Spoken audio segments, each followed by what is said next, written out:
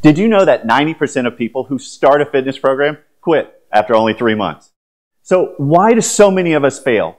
Why is it so hard for us to follow through with our fitness and, for that matter, our life goals? In this new edition of the Regenerative Warrior program, I sit down with Billy Beck III. Billy is a 2-time winner of the world's best personal trainer contest. He's a trainer for celebrities like Dwayne "The Rock" Johnson, and he's currently the exclusive trainer for Tony Robbins. He will help us recalibrate our focus to not just look at a certain way, but to connect to the best parts of ourselves. That's what's next on the Regenerative Warrior program. Welcome to the Regenerative Warrior Podcast, Doctor's Edition, one of the fastest growing regenerative medicine and anti-aging podcasts in the world. Each and every Tuesday and Thursday, I talk to the top experts to show doctors how to market, manage, and magnify their practice to help more people and make more money. Each episode is short and to the point without wasting your time with pointless conversation. Learn the skills to be successful without traveling to seminars or paying for expensive consulting fees. Are you ready? Because I am. I'm Dr. Ross Carter, and it's time to start the Regenerative Warrior Podcast now.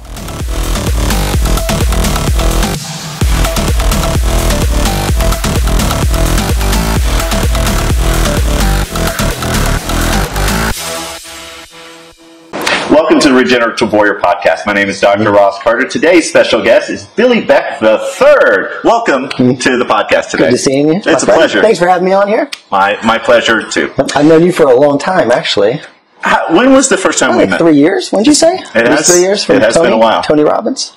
Yep. I gotta say, you're always interviewing other people, but I'd like to say this about you because people don't get to hear about you. But since I've met you, there's very few people that they become successful and then they stop learning.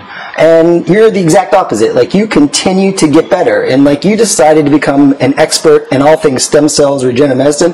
And from the time I met you till now, like 3 years, you've probably tripled or quadrupled your knowledge in it. And you always provide information. Like, you do the recon for us. You find the information, and then you don't do it from biased place. Like, you have no alternative motives.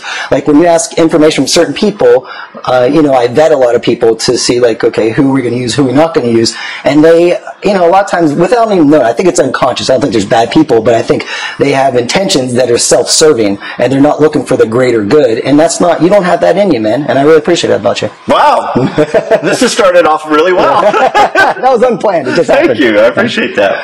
Well, as you said, we're at Tony Robbins' house right now, and you've worked with lots of celebrities on just all different areas. I mean, nutrition, getting their body in shape, staying in shape. You've worked with lots of different celebrities, but right now you primarily work with Tony Robbins, right? Yeah, and it started off, I was a personal trainer. Yep. And I was an athlete, a big personal trainer. I loved to work out. So well, wait a second. You weren't just a personal trainer. At first I was. You were, yeah, because you've won like the #1 world's best personal trainer like 2 years. Yeah, there's 2. They had it for 2 years, and I won it both years. That's amazing. Yeah, and it's cool because it was a real thing. It was like, people say, this is the top accountant, this is the top doctor, but there's no way of knowing that. It's just like they're good at what they do. That's what they should say, right? But with this, there was actually like a tournament style. Like, you had to train clients for 12 weeks, measure them, interview them first, send it in, then actually document everything for 12 weeks, and then send it back in to see if you actually get results.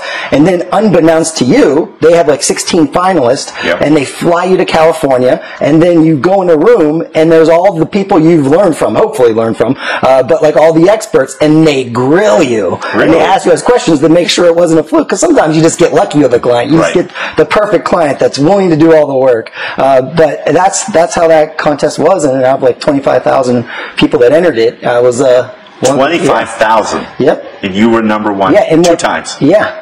And that's an amazing accomplishment. Yeah, it was. There's some luck there, but I'm like the luckiest person I know. And it's amazing how people call what people call hard work luck. Yeah. You're just really lucky. There's some grace in it. Just the way it happened, right? Like, just to know that was going on, for one, and entering in time where there's some people that didn't do it. So, am I really the world's best trainer? Probably not. Not everyone entered it. But it's really good for marketing. Sure. Absolutely. Yeah. So, you were doing that for a while, and then how did you get involved in this lifestyle? Yeah, well, I've always, like I said, the luckiest person in the world. People have found me that were always successful, whether it's professional athletes or The Rock, like Dwayne "The Rock" Johnson. I trained him for like 6 or 7 years. Wow. I've always been around people like that my whole life. Even like my football coaches when I was a kid, they all had Super Bowl rings on their hands. They all played for the Pittsburgh Steelers during the time they were, world champions. Right. And so like I've just been really blessed in that ability. And like, Tony says, proximity is power. You are the people you spend the most time with. And I've always hang out with awesome people. And so it helps me out, because I wasn't born naturally awesome. You just became awesome. Yes, exactly. It's a constant evolution of awesomeness. Yeah, it was a lot of hard work. Well, fantastic. And then, so after working with some of those celebrities, then you narrowed it down a little bit. Yeah, well, I always want to work with people that help a lot of people. So my goal is always to increase, my mission statement in my company is to make the world even more awesome. And if I were to make that sound nice, even better, it's to raise the consciousness of humanity. So how can I make the world much better by making humans better as a whole? And it's so much easier when you find somebody that's doing that. And how can I optimize them? How can I support that person? And so I have a group of clientele. That's what they do. Is their mission is to make the world a better place, and then I support them behind the scenes. That way I don't have to be in the spotlight and deal with stuff like that. And I prefer to operate more stealth, and I get it's a lot more efficient because I don't have to do all the hard work they do. Right. So then you met up with Tony somewhere. Yeah, I started learning from Tony when I was a kid. Okay. Like when I was like 12, I got his tapes, and I wasn't very good at baseball, and I wanted to get good at baseball, and so I listened to his programs. I trained all year round, and I played in the Pony League World Series, and I was a big goal mine at the time, and I realized how much of it was mental, and so I've been learning from him since forever. Yeah. And then when I met him, it was like I already knew him, and so we just hit it off and became good friends ever since. Right, mm-hmm. And so then you started working with him. Yeah. So I started training him first, and then we became friends, I would say. And I travel with him now. I live across the street from him, and so it's like we do everything together. And it's people would pay to be me, probably. You know what I mean? Like pay to hang out. People do, I think, actually, like for charity stuff. But I get to do it every day. So now, how long have you been working with Tony? I think 5-6 years, something like that. So, what would you say would be some of the biggest takeaways that you've learned since those 5 years of working with him? Yeah, wow. So there's a lot. I know there's a lot. Yeah, so one of the things I wrote down, I saw this in my notes, like in 2009, I wrote down like what I want to do with my life. And I said, I want to travel the world, meet the best of the best in all their different respective fields, because there's barriers between different industries and geographical things. Like the way people train in Kazakhstan is different than the way they train in Connecticut. You know what I mean? And so like to learn all those things, break down those barriers and create a unified theory of human performance and optimization. And that's what I've been doing, because Tony's that way with everything. He wants to meet the best. Wherever we go, we have a meeting with whoever's the best at something. If I read a book and I start telling him something about that, he goes, all right, let's meet him. And that's what we do. So I've learned so much from that. But I would say the thing that he's a master of that's probably rubbed off on me is how do you get people to follow through on what they're going to say? Like people make promises to themselves all the time, right, and then they don't follow through, and they say it's willpower, I don't have the time, they have all these excuses, and at the end of their life they look back and they're like, man, I regret these things. And if you could just take that part out, then there are no regrets. That's how you create a life that's worth living. So do you have like any steps that would help someone to live without regrets? Yeah, I think you get really clear on who you are and what you stand for. Mm-hmm. And not that there's anything wrong with something that you say you stand for this and someone stands for that. Doesn't mean they're wrong. And I think that's part of it. It's like, how do you look at everyone as one, like oneness, and not judge other people? So if I were to like keep it super simple, sure, like for, because some people are shooting for the world, like Elon Musk, he's doing big things, right? Like giant. Not everyone's made for that, you know? But like every human, I would say there's certain laws. And one of them is to treat yourself right and treat others right. And the first thing you got to do is you got to believe in something bigger than yourself. Because just from a mental perspective, if you think it's you against the world, that's overwhelming. So just that thought puts you in a stress state. Right. So all of a sudden your biochemistry changes. So something goes wrong, you have a problem, all of a sudden it's like, oh my God, it's just me all by myself with all these problems. I have a lawsuit, I got someone angry at me, my boss is mad, I might lose my job, or I did lose my job, or I don't have enough money to pay my bills, then that's like stressful. But the common thing that I've seen in people that are happy, successful and fulfilled is they believe in something bigger themselves, whether they call it God or the universe or whatever. And that's like taboo to talk about that. Like, oh, you're not supposed to mention that. And I'm like, that's what's true. That's what I found to be true, and so that's what I talk about. And so that is a common thing. And it just, if you think of it, like, that's overwhelming to think it's like you versus every obstacle. But when you know, like, there's like a few beliefs that really serve everybody, and one of them is everything happens for your benefit and it's designed to serve you, whether it's a launching pad to your success or it's a lesson you have to learn to get to the next level. Right. And that's like, growth is really the key. It's like, how can I improve a little bit every day? And I improve in two areas. How can I improve my health? How can I improve my abilities, like to help people, my abilities to serve? And how can I serve people in a way where I enjoy it too, where it's not work? Like, if you can do that, then everything else, it's like life's a game. It's no longer like life is so hard, life is this thing, life is a battle. Right. Like, that's no one wants to wake up to that. No. So you want to have those beliefs and cultivate those beliefs. So the things that I do that's different when I train people is, people fail to get results when they train because they're focused on the external. And what do you mean by that? So, you know, Tony says, right, I found all these limiting beliefs in people, right? And then Tony, like, is the master of simplifying things. And he was like, yeah, you're right, it's just those two. Yeah. Everyone has the same two limiting beliefs. They have different labels with them, but it's that I'm not enough, and if I'm not enough, I won't be loved. So say someone's overweight, or some people aren't overweight, they just feel like they need to be in better shape or look a certain way. Okay. And so they're training to get to that place, to get that number on the scale, or to look whatever they think is the ideal. And from there, what happens is every day they wake up, they're like, I'm not there yet. I'm not good enough. That's what they're telling themselves. As they train, they look in the mirror, they're like, I'm not good enough. And so with that repetition, you create programming, you create a belief system. So what I do is I make it about the process. So that's an outcome. Like, I want to weigh 500 pounds, you know, and I weigh 1,000 pounds now. I use giant numbers. That's a really large number. If I say 150 pounds, that number symbolizes something to some people, and that's a really good number for some, and it's a terrible number for all. Just so everyone can hear me, these are giant numbers because the numbers don't matter. Right. So, like, when you're training for an external goal, something that in the future, when this happens, then I'll be good enough, then I'll be happy, then I'll be worthy. Right. And so a lot of times exercise and eating differently makes someone worse off mentally.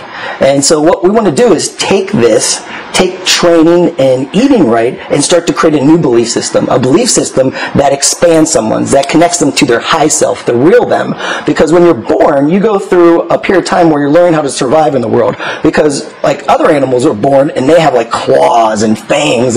We don't have any of those things. No. You know, we're pretty much helpless. And so we have to be raised, and we start to learn from the people around from the age of 0 to 7 and develop beliefs and rules of how to survive.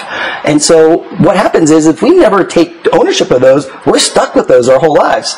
And what helped you when you were 4 years old may not help you when you're 40 years old or 84 years old. And you're just reacting to things. You're like, I don't even know why I act like that. Doesn't make any sense. And it's because we need to take your beliefs and make them set up so you can win, so you can enjoy life, so you can achieve whatever you want. You can help a lot of people on the way, and you have a life of no regret. And so when I have someone train, first we get clear on that, like, hey, we're going to train for 6 months. Okay. And you're going to train 6 times a week. Mm-hmm. And you're going to train for 20, 30 minutes. Because what we're going to do is we're not going to train you for an hour. Like, if I'm a professional athlete, I'm trained that way because it's about performance. Right. But if I want someone to be better throughout the day. I don't want to train to the point where they're exhausted all day and they suck at everything else. Their relationships suck. They're making terrible financial decisions. They're not doing good at work. But they have nice abs. Right. They got nice abs. And then they're not going to be able to afford the food they need or the gym membership after that, right? So at 20 minutes in the workout, the hormones, your vitality hormones, we'll call it to simplify it, like testosterone, growth hormone, they're at their highest compared to your stress hormones. We'll just call it cortisol to make it simple. And that ratio is where you feel really good, when the vitality hormones are high and the stress hormones are low. Mm-hmm. As you get to about 40 minutes, they intersect. And then after that, your stress hormones supersede your vitality hormones. Okay. And now you're in the hole. And so now you have to recover. So what would happen if you took it to 20, 30 minutes of intense training? Right. Intensity trumps duration.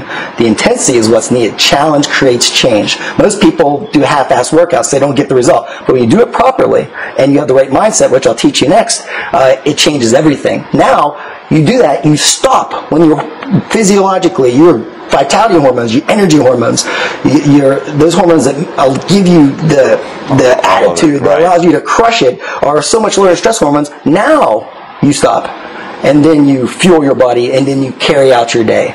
Now that's a different perspective. You're in a different state. It's like you're at a Tony Robbins event, right? But that's what I want to do. I want people to wake up. I want them to connect to their high self, and then stop that, and then get a vision of the rest of the day, and carry that with them the rest of the day. And so the way we do that is when they first start, they set an intention, for lack of better words, but it's basically saying, what do you want? Like today, my big goal is, in my life, I want to change people's lives. And I want to make my life as best as I can. I want to live a life no regret. I don't want to live in fear. I want to live in faith and strength and courage and honor. That's who I am. And those words can be different for someone else. That's what I do, right? And then from there, I'm setting that intention. I said, and today in this workout, I'm going to push my limits. And that's not every day. There's days where you have flow workouts. That's a fight workout, I would call it. Like where you're really challenging it and you got to be able to shift gears. But I say, today, I'm going to push my limits. Last week, I did 10 reps on this. This week, I'm going to do 11. And if I don't get 11, I'm going to get an extra rep no matter what. I may pause, rest 30 seconds to get it, but I will get it. And I will be proud of myself when I'm doing this workout because I didn't let myself down. I'm making a promise to myself today, and I'm going to keep it. And then, as you're working out, you're saying, I'm a lion, not a lamb. I am faith. I am strength. I am honor. Nothing can break me. And then whatever those words are for you, but I have different ones for my clients. But there's like certain core beliefs we decide on for the client, and then we install them when they train. So now they're not training to look a certain way. That's a side effect. But what you're doing is you're waking up to connect to the best parts of you and to make that when you, like after you do that, say 6 times a week for 3-4 months, you just wake up that way and then you crave it. But that's how you really make training and nutrition a part of you, because if you're doing it so that you can achieve this thing in the future, it's going to be something you have to do. It's not something you get to choose to do or want to do.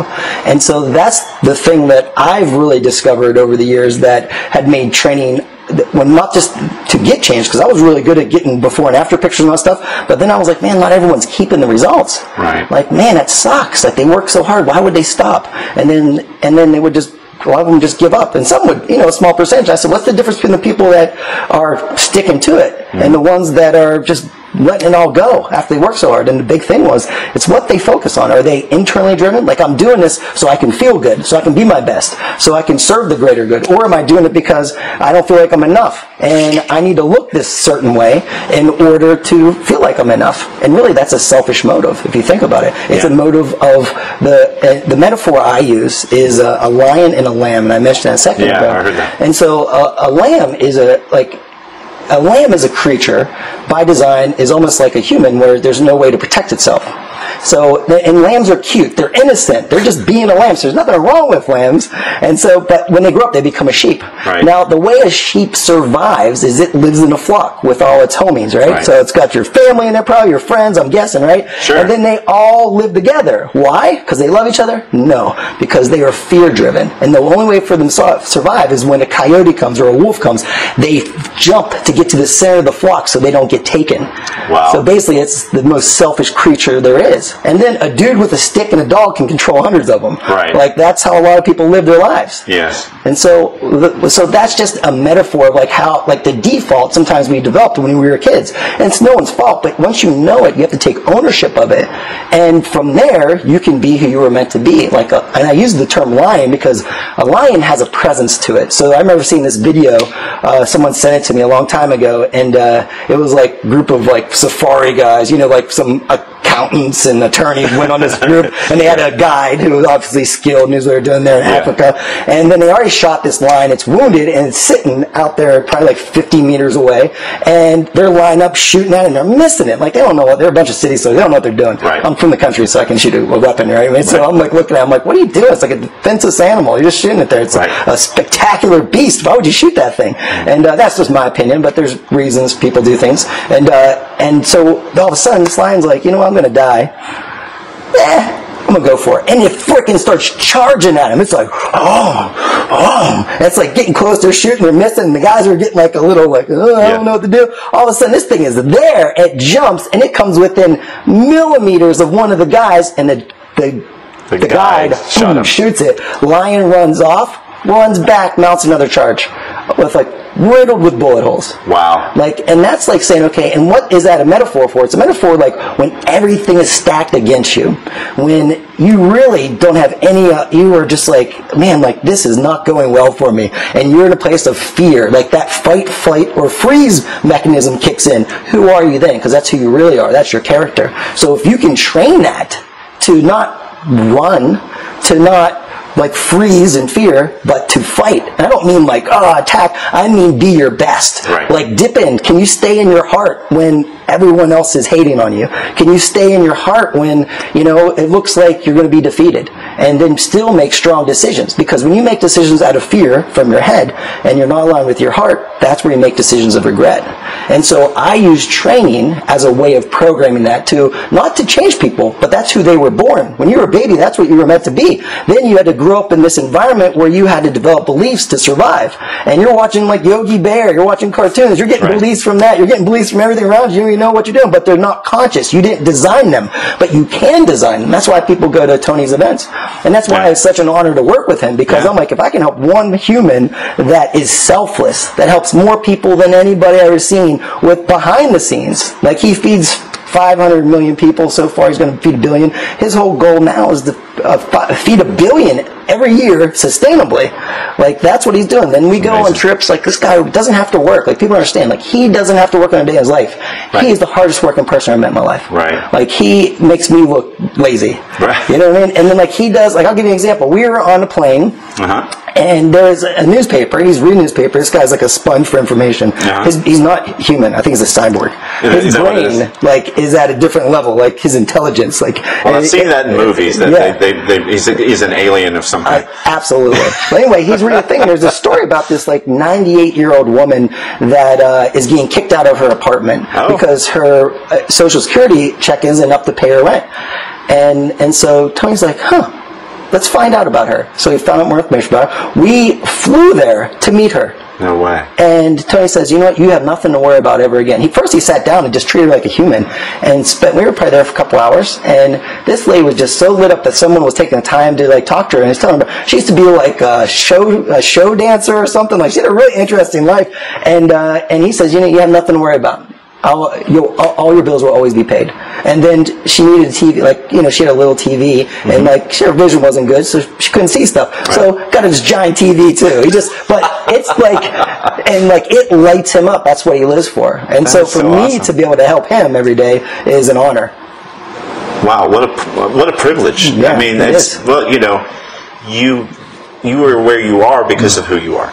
I mean, you guided this and you made it happen. So it's a brilliant thing. Yeah, I think that the idea of really knowing what you do it for and not because of an external goal. I like it because it's part of who you are, as more of as an identity. Yeah. I love that idea. And I think everyone has that capacity. Even the worst people in the world, they were born babies. They were innocent. And then that first part of their life, like, shaped them. You know what I mean? And then they may become a monster, like, done terrible things. Right. But at their core, that's not who they are. Like, but they had to learn to become that. And you have to have some sort of compassion in order to heal people. And sometimes you just like, I talk to homeless people all the time just because I'm like, man, they just need someone to see that they're human.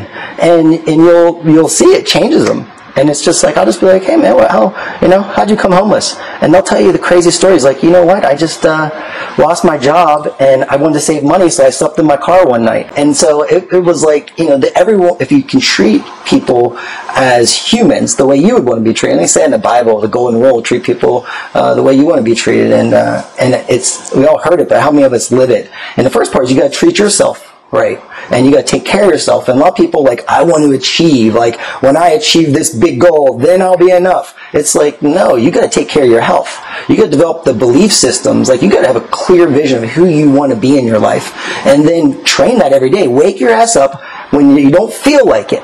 Because real success is to be able to have a goal that you commit to yourself and then Do what needs to be done even when you don't feel like it. Because people let their feelings dictate their actions and inactions way too much. Right. And that's the one thing everyone has to master. Whether you're a mom or a kid or a grandparent or you're the president of the United States or you're a janitor, everyone needs to develop that skill, because then you can contribute in a way where you're proud of yourself and you can really make a difference in the world. You know, I was thinking about it. Since you have access, like, to the highest level people in the world, you know, when you say that even if somebody has a goal of just being rich, and they think that being rich equals happiness, Right. what would you say to people who think that? I'll say being rich really helps you to be happy in some ways.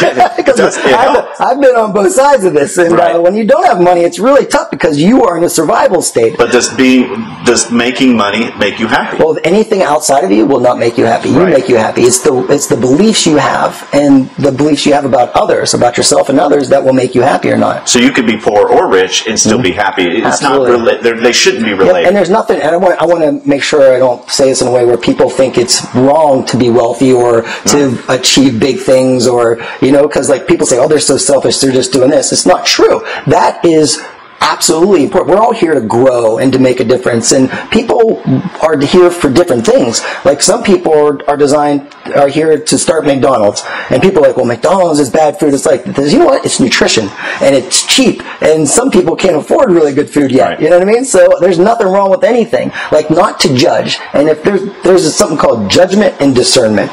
Judgment is when it's because you don't feel good about yourself, so you're judging others to bring them down. So you try to elevate yourself, but you didn't elevate yourself. No. You just made your perception of other people lower. Right. It had no effect on them. It only affected you. And then discernment is, okay, like say like you're going to hire someone in a business, and you're like, you know what, they have the qualifications, but they, when I talk to their referrals, or I talk to their friends or whatever it was, like there's certain laws about these things, but you get it. But like what you're going to say is like, there's something about it that doesn't feel right, and their temper is like, they're very angry, so something doesn't feel right, and I think they're a really good person. I would like to refer them to this position instead of the one that we're hiring for. You know what I mean? That's discernment. It's not, you're not labeling like, this person's an idiot, they're a hothead, we shouldn't hire them. You know what I mean? And you should always be like, give them the benefit of the doubt and redirect it. Like, how can I help heal this person for, like, I think that's the word you want to use. Like, you want to heal them because there's something in them that they're hurting. Like, they're in pain, and that's why, like, all anger is hurt. So when someone's hurt, it may have been something that happened as a kid. It could have been happened like that person just got divorced, and now they're lashing out because they don't want to be hurt again. And so, like, to see them through the eyes of God, like, how would God see them? It's not an easy thing to do, but it's a great goal to have. Beautifully said. Thank you for that. That was great. That was beautiful. So if somebody wanted to talk more, ask you questions, or get in contact with you in any way, what would be the best way to do that? But if they want more information and stuff, where I do share stuff is how about this? BillyBeck.com. Okay. Yeah. So you have a website? Yep. Social media. What about social media? Do you Social media? Not really. Okay, so just your I have website. Instagram if they want to go on there. I actually check that a little bit. Okay. Yeah. So BillyBeck.com. Yep. And they can find more of your information and education. Yep. And I wrote a book. It's on Amazon called Lean to Mean. I've read this book. It's fantastic. Thank you. The Oh Shit Zone, is that what that is? Oh, that's Oh Shit Factor. The Oh Shit Factor. It's how you determine, it's a simple way of taking something complicated, like how much muscles are activated in different exercises, so you can choose exercises that give you the most bang for your buck. It's a great book. You have to read it. It made me laugh. I love that part. I wrote it so you can read it like in an hour too. That's the key. You know, it contains a great amount of information that you really need to hear. So I appreciate that, brother. So thank you so much for taking the time. It was a pleasure. Thank you, Ross. Thank you so much. That's all for today. We look forward to seeing you on the next podcast.